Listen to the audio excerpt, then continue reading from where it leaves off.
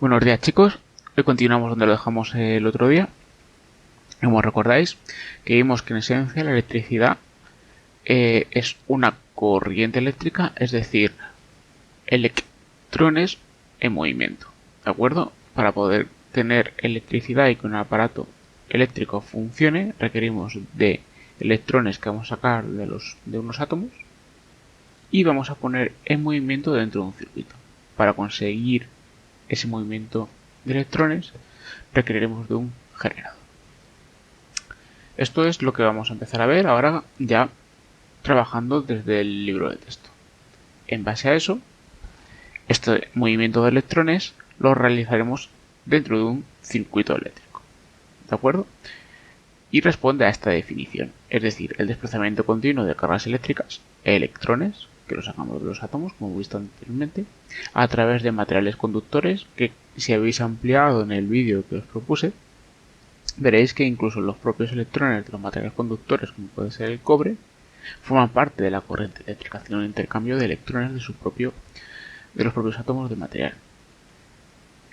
Entonces, recordamos, el desplazamiento continuo de cargas eléctricas a través de material conductor da lugar a una corriente eléctrica, que es lo que hemos visto ahora mismo como que es un movimiento de electrones. Luego, un circuito eléctrico es un conjunto de elementos conectados entre sí de forma que puede circular por ellos la corriente eléctrica, de forma que los electrones pueden desplazarse a través del circuito. Si vemos el vídeo, para poder producir este movimiento de electrones requiero de un generador. El receptor será el elemento que va a hacer uso de la corriente eléctrica y necesitaré un conductor por el que pasen los electrones.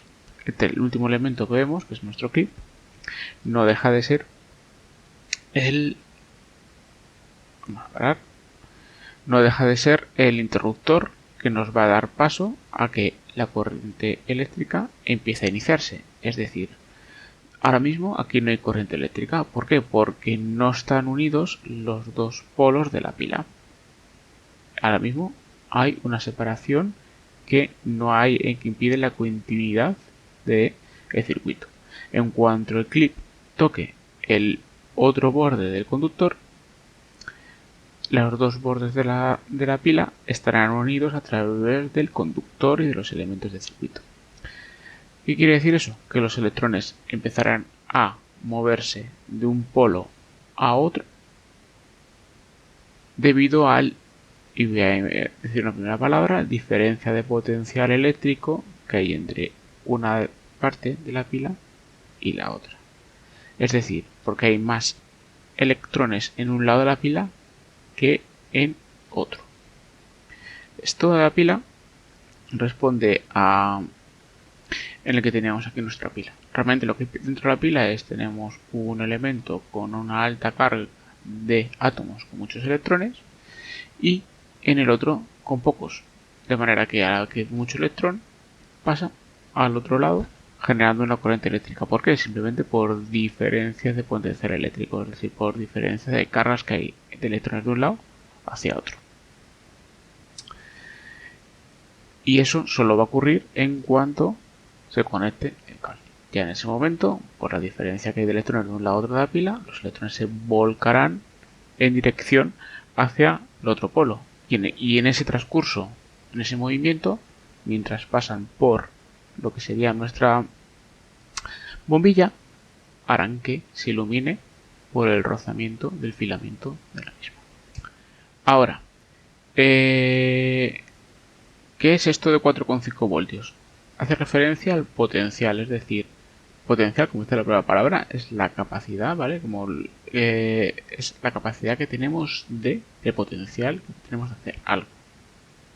Es decir, por ejemplo, un deportista, un jugador de fútbol, por ejemplo, muy joven, que sepáis que puede tener mucho potencial. Lo habéis escuchado muchas veces en la tele. ¿Qué quiere decir eso?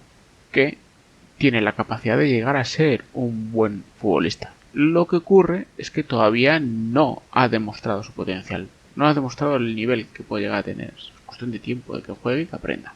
La pila tiene un potencial, es decir, es capaz de generar una cantidad de energía concreta ¿vale? Lo pone la pila, lo podéis ver todos. Cuando la pila que cojáis, veréis el voltaje que tiene. Esa es la capacidad que tiene de generar energía eléctrica. Pero no va a dar uso de esa energía hasta que no conectemos los dos polos de la pila. Por eso siempre se dice diferencia de potencial o voltaje, que es la cantidad de energía que puede llegar a desarrollar una pila. Ahora, para que entendamos un poco de qué va esto, vamos a hacer un símil. Hay un símil muy típico que veréis en otros lados, que es comparar electricidad con agua. Realmente el voltaje, o sea que es lo que es el generador, la pila, es lo mismo que si ponemos agua en altura. Si ponemos agua en altura con una pendiente, en cuanto abrimos el interruptor, ¿qué ocurre con este agua? Caerá. Este agua sería al circuito eléctrico como los electrones. Entonces el flujo de electrones va a caer por gravedad y al pasar por un molino, este girará. Y utilizaremos ese giro, por ejemplo, para que en una dinamo encienda una bombilla o en un molino de agua, por ejemplo, típico para una molienda de harina, por ejemplo, para conseguir harina. ¿Cuándo acaba la pila? Cuando todo el agua que está en altura llega abajo. En ese punto es cuando la pila se ha agotado, cuando todos los electrones que están a un lado pasan al otro. ¿De acuerdo? Es un símil muy típico que escucharéis muchas veces a lo largo de vuestra vida cuando trabajáis con electricidad. ¿Cómo sería una pila recargable? Pues en cuanto el depósito de abajo ya esté lleno y aquí arriba no quede agua, lo que hacemos es, con una bomba, es decir, conectándola a la luz, pasar los electrones de un lado al otro. Es decir, subirlos otra vez para poder tener otra vez potencial de generar energía, capacidad de generar energía. Es decir, tener agua en altura que al dejar caer mueva la rueda. Esto es lo mismo, una pila recargable. Al conectarla a la red para cargarla, realmente lo que estamos haciendo es trasvasar los electrones de un lado al otro. Otra forma, creo que interesante para verlo, ahora mismo si nos introducimos más en el concepto de agua, os puede generar problemas, os planteo un símil. Si yo tengo una rampa de Hot Wheels, esto sería mi interruptor. En cuanto yo libere ese interruptor, al tener los coches en una altura, me permitirá hacer que funcione un elemento, como puede ser la rampa. Los electrones son los coches. Si tienen la altura suficiente, son capaces de hacer funcionar los elementos del circuito. En este caso, por ejemplo, un loop. ¿De acuerdo? Yo os dejaré el enlace si queréis ver el vídeo. Continuamos. Una vez lo que tenemos claro lo que es el circuito eléctrico, vamos a ver en concreto cada una de las partes. Los elementos o componentes mismos necesarios para montar el circuito eléctrico lo hemos visto. Es el generador, que es el elemento que es capaz de poner en movimiento los electrones, como generando una diferencia de potencial, es decir, que hay una diferencia de electrones entre un punto y otro, al igual que si yo pongo agua en altura, coches en altura. Si yo libero los coches van a caer y pondrán en movimiento los elementos que haya dentro del circuito, siempre y cuando tenga la altura suficiente para poder poner en marcha el elemento que esté ahí, generar lo que queramos conseguir, ¿de acuerdo? Aquí pasa igual, si yo pongo agua a suficientemente altura y suficiente cantidad de agua, conseguiremos hacer girar la rueda. El receptor, en este caso, es o bien el molino o bien nuestro loop, ¿de acuerdo? Porque el receptor de estos coches, siempre la finalidad es que pasen el loop. Este sería nuestro receptor, nuestra bombilla, ¿de acuerdo? Los conductores. El conductor es el cable, que es un elemento conductor, como ya hemos visto en temas anteriores, como puede ser el metal, que dijimos que era un buen elemento conductor y a ser posible un metal noble como el cobre. En este caso, en el agua, nuestro conductor sería las tuberías por las que pasa el agua. En el símil que hemos hecho de circuito eléctrico, el conductor sería la rampa de Hot Wheels. Bien. En el esquema, el conductor es simplemente una línea. Este símbolo siempre hace referencia al generador. Este símbolo es propio de bombillas o elementos que van a hacer funcionar. Y el interruptor. El interruptor nuestro es cacharrito en el que ya liberamos la energía al unir los dos puntos del hilo. Esos dispositivos de control es nuestro interruptor. Permiten abrir o cerrar el circuito a voluntad. Los más comunes son interruptores, conmutadores o pulsadores. ¿De acuerdo? Y luego están los dispositivos de protección. Aquí tenemos un ejemplo más claro de lo que es cada cosa. Pila, generador, línea, conductor. Si hay un ramal, punto de conexión. Un interruptor tiene este símbolo. Un pulsador es esto, ¿vale? Que da el botón y se enciende la luz. Muchos de ellos tienen funcionan un tiempo y se libera, ¿vale? Hay diferentes formas de conseguirlo, no voy a entrar en detalle. La bombilla. Y luego, el motor o bombilla puede ser los elementos que tengamos en el circuito, las cosas que requieren pasar nuestros coches de Hot Wheels. Y requeriremos de más altura en función de las cosas que haya dentro de nuestro circuito, ¿de acuerdo? Luego, por otro lado, tenemos el fusible y un conmutador es las típicas interruptores que tenéis en casa, por ejemplo, en pasillos, en elementos que son largos o un salón con varias puertas, en la que da igual el interruptor que toques, se puede encender o apagar, es decir, no es enciendo apago. Es decir, por ejemplo, en un pasillo largo puedes tener dos interruptores que encienden o apagan la misma luz. Pero yo cuando paso la enciendo y la apago en el siguiente y y a la vuelta puedo volver a encenderla en el último conmutador que toqué y apagarlo en el siguiente que me encuentre independientemente de la posición, porque sabéis que el resto de los interruptores siempre tienen una posición fija. Apagado, encendido un conmutador, puede variarlo, no hay problema.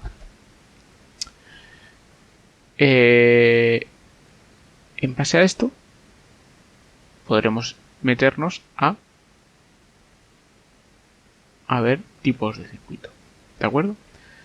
Importante dentro de nuestros tipos de circuito. Hemos visto que hay varios elementos, pero la finalidad siempre es que algo funcione bien, que ilumine una bombilla, o bien que haya un motor que funcione, que haga que otra cosa se mueva, ¿vale? Como por ejemplo, yo que sé, se me ocurre la aspiradora que la teníamos, un ordenador en el que tiene bastantes elementos que queremos que hace pasar electricidad y que funcione, como funciona la tele, funcione los speakers, los altavoces, la fuente de alimentación, proporciona electricidad a la CPU, al ventilador, a la placa base. Todo ese tipo de cosas necesita una corriente de electrones que funcione, que haga funcionar eso.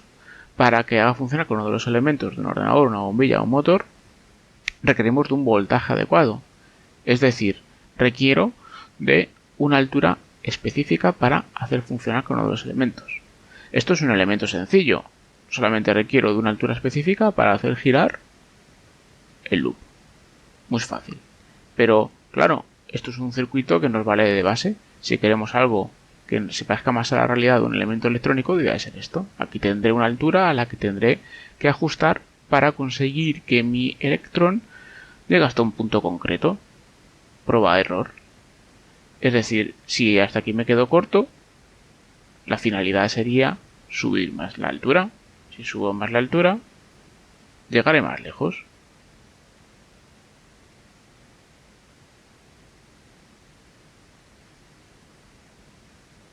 ¿De acuerdo? Es un símil que me he tomado yo como libertad. Realmente recuerda que esto funciona por gravedad, ¿de acuerdo? Y el peso de la masa de los coches y la forma de los coches hace que lleguen más o menos cerca o lejos, ¿vale? En el caso de los electrones, todos los electrones tienen la misma masa y son idénticos, por lo tanto, da igual, es como si todos los coches de Hot Wheels fueran los mismos, tuvieran el mismo coche, ¿de acuerdo? Si yo consigo independientemente que en diferencia de coche llegar a la altura suficiente del circuito, llegará hasta el final. ¿Qué quiere decir eso? Que tendré la potencia suficiente para hacer funcionar mi máquina. Una vez que tenemos eso claro, ya podremos abordar la siguiente semana los tipos de circuito a los que nos podemos encontrar, bien para conexión en serie, bien para conexión en paralelo. ¿Qué importancia tiene lo que vamos a decir ahora? Pues muy importante. Si nuestra pila tiene 4,5 voltios, ¿de acuerdo? Como mucho, por ejemplo en serie, podrá llegar a alimentar a 3 pilas de 1,5. Porque la altura que ha generado mi pila es como la altura de los coches de Hot Wheels, del carril, me permite hacer pasar los siguientes loops. Porque como ocurre aquí, yo tengo una concatenación de elementos como si fueran bombillas. Sabéis, los que habéis jugado con esto, que al final el coche va rozando con el circuito. El circuito ofrece una resistencia. Y a los electrones también. El circuito eléctrico ofrece una resistencia. Igual que lo hacen cada uno de los loops, cada uno de las bombillas. ¿De acuerdo? Entonces, como cada bombilla ejerce una resistencia al paso de los electrones, limita en sí mismo la altura efectiva del circuito. Limita la potencia, es decir, ya cuando paso la primera bombilla solo me quedan 3 voltios en juego.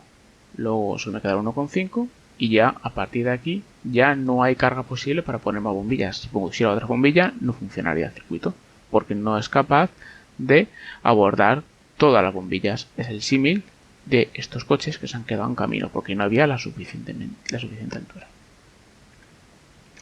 Por favor, incido, esto es un ejemplo para que lo entendáis. Cada coche tiene su masa y tiene una forma diferente por aerodinámica y por la fuerza que se puede llegar a generar por la altura y la masa del coche. Cada uno tendrá la capacidad de llegar más o menos cerca o tendrá más o menos resistencia con respecto al aire, ¿de acuerdo? Pero pensad que este elemento nos vale como si todos los coches fueran iguales, todos los coches Electron fueran idénticos, ¿de acuerdo? Simplemente un símil.